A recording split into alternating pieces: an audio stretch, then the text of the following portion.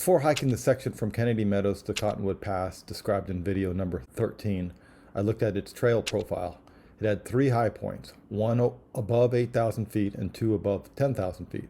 I figured if I could handle up to Cottonwood Pass, I could handle anything similar. So I scanned forward and decided Sonora Pass onward was possible.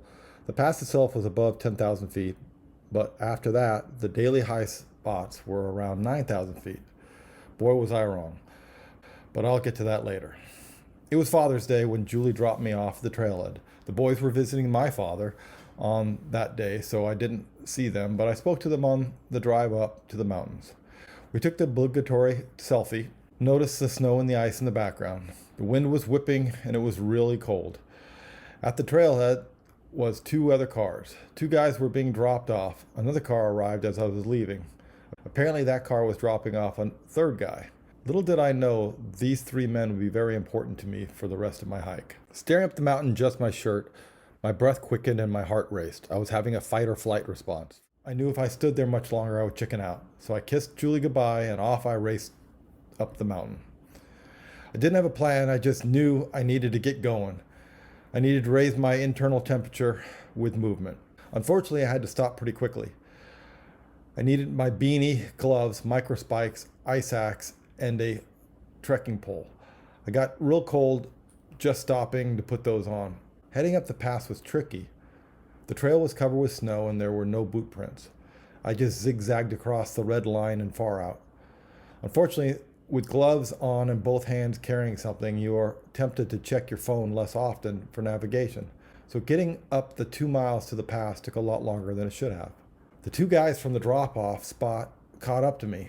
I was relieved to follow people for a change. One of the guys was wearing rain pants with a giant hole down the entire backside. I wasn't going to forget him. As we got higher, they discussed their plan to traverse the pass. They talked about going straight over instead of continuing to the actual pass, and that scared me. So just like that, I left my new friends. I never even got their names. Weirdly, the actual pass was snow-free. Given its altitude, I was surprised. About 2 hours after being dropped off, I had made it over the highest pass in this whole section. I was feeling confident. Reality hadn't set in yet. While taking a break a couple hours later at 4 p.m., the 3rd hiker from the trailhead bounded up. He was in great spirits, right away decided we'd be hiking partners. His name was Magic Hobbit and we'd stick together until South Lake Tahoe. He asked how far I was going to go that day. I got a late start and I usually quit around 6, so I was only planning on doing about 9 miles. Well, he decided that wasn't enough and we'd have to go at least 11 or 12 miles. So we hiked until nearly 8 p.m. and got 12 miles. I got my first experience navigating through snow-covered forest floor with no trail or landmarks. It was frustrating, but at least I could share navigation responsibilities. We were constantly off trail, zigzagging inefficiently. Getting 20 miles a day was going to be impossible. We'd be lucky to get 15. We found a great spot in a saddle without snow to set up camp. It blew all night. I was surprised by how comfortable I was, even without my thermal barrier.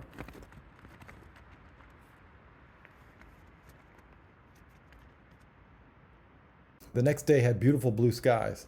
We had lunch at the base of a wall of ice that blocked the trail. The wall of ice totally reminded me of the wall in the Game of Thrones. If you squint real hard, I bet you can see Castle Black there at the base.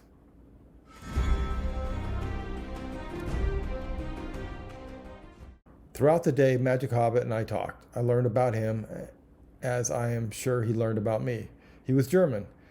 He'd made it all the way through the Sierras. For much of it, he was alone. In fact, for a 6-day stretch, he hadn't seen a single other human being. At the end of that stretch, he ran into Nate and Peter. They were the gentlemen being dropped off the day before. They finished the Sierras together.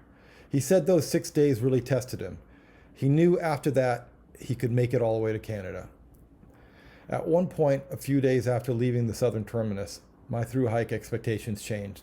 I no longer expected to do the whole thing. My goal changed to just doing as much as I could. But listening to Magic Hobbit talk about reaching Canada changed my way of thinking. Suddenly, it felt possible again. All the way to South Lake Tahoe, we'd run across these snow-covered meadows. Once the snow melts, these meadows would become a boggy mess, but before that, a small area became snow-free. Around the melted parts, crevasses form, making it dicey getting to the actual water. We camped at Noble Lake after a long day, 15 miles in 13 hours. I wasn't prepared for how cold it got. We were at a pretty high elevation, surrounded by snow and a body of water nearby. This was probably the coldest night I spent on the whole PCT. I recall the next day being really tough, 14 miles in 11 hours. My nose was running all day, but in the cold and wind while exercising all day, it's not surprising. The drudgery of traversing difficult terrain set in. We saw some amazing sights. Massive snow-covered vistas, glissaded an epic hill. But the most impressive were the avalanche debris fields we passed.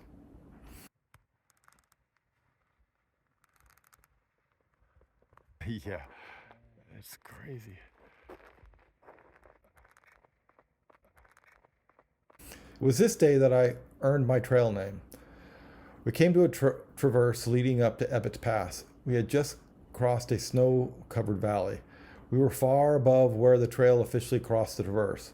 Magic Hobbit didn't want to lose elevation we'd gained while crossing the valley, so he headed across the traverse 30 feet above the highest boot print line.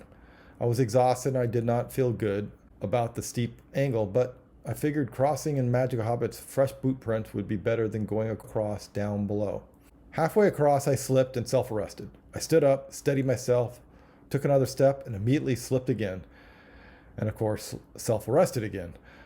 I found myself on the old tracks 30 feet below Magic Hobbit's tracks. That line was a lot easier and I made it up to Ebbets Pass. I wasn't injured unless you count my bruised ego. Shortly after the pass, we came to Highway 4. If I caught a ride here, it would be a quick 3-hour drive home. Best not to think about it. I remember just wanting the day to end. I walked like a zombie following Magic Hobbit. We found a beautiful dry campsite. Even after I got in my tent, my nose continued to run. During the last set of zeros, I visited my dad. I guess I caught his cold. On day 4, we had to deal with the steep traverse. Literally, that's what it's called, the steep traverse. The trail went straight across it. If you actually stayed on the trail, you'd have to climb a greater than 90-degree angle. Near the traverse, we spotted Peter and Nate ahead of us. They must have passed us while we were camped the night before. We stood around a little before crossing the toughest part. I believe it was Nate who asked, "Did you guys see that traverse where somebody fell like 30 feet? I said yes, but I actually fell 15 feet twice. Everybody got a good laugh. One of them asked why we crossed so high. Magic Hobbit said stoically, "I didn't want to lose any elevation." Nate burst out, "I knew it!" And the hysterical laughter continued. No one tried to actually climb the traverse. Magic Hobbit crossed at the highest point with his mountaineering boots. Nate and Peter probed on a spot, but turned around when it got too steep. They headed lower and found a good spot to cross with their crampons. I climbed down even lower and ended up doing a lot of bushwhacking to catch up to Peter and Nate. At the pass above the traverse, there was no sign of Magic Hobbit. After a while, I decided he must have gone along on his own. So I hustled down the mountain. I was really hauling. In the end, I gave up trying to catch him and took a break for lunch near a little pond.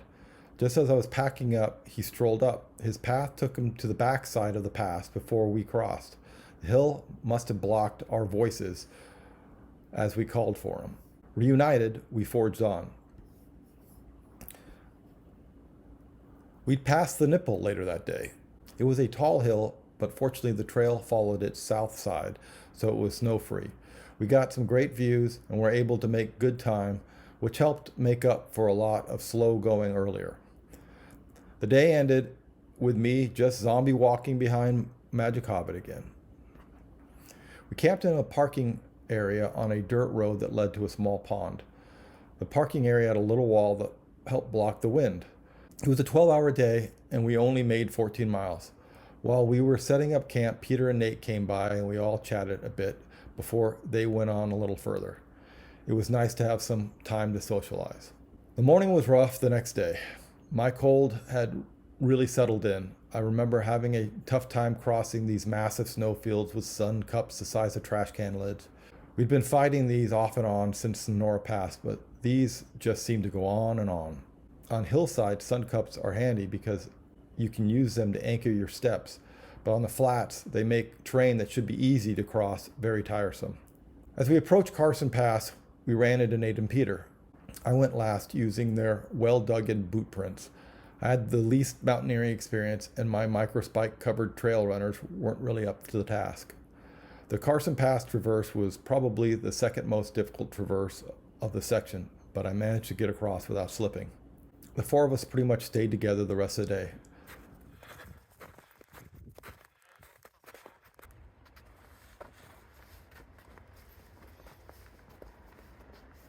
Coming down from the pass, we approached Highway 88, which had a visitor center.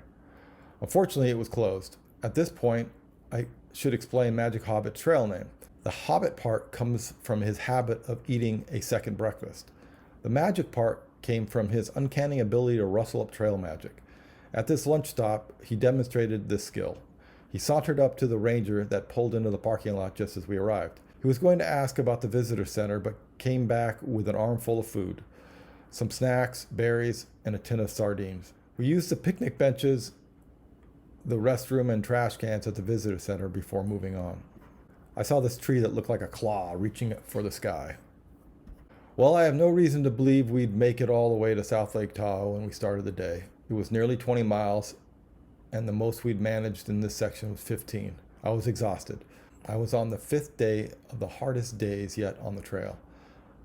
I had a cold, but the rest of the guys just kept talking about getting to South Lake Tahoe and eating pizza for dinner. I just kept chugging away behind them. I was sure we'd never make it to Highway 50 by dark. At one point we came across pine drops. If you recall, Adam told me all about them on the section to Wrightwood, so I shared my new knowledge with the guys. There was some chaos following the guys. Magic Hobbit took a more direct path, but Nate and Peter were faster. I found out that Nate liked the lead, but he didn't have a phone to navigate with. He lost it in the Sierras as a result of a fall at a dangerous water crossing. He was hoping his replacement phone would be at South Lake Tahoe when he arrived. Anyway, Nate would walk in front, and Peter would tell him when he was getting off track. So Nate and Peter's pass through the snow-covered woods was extra zigzaggy. Magic Hobbit didn't like the inefficient route. For much of the afternoon, Magic Hobbit, Nate, and Peter leapfrogged each other. I just hung out with whoever was in front.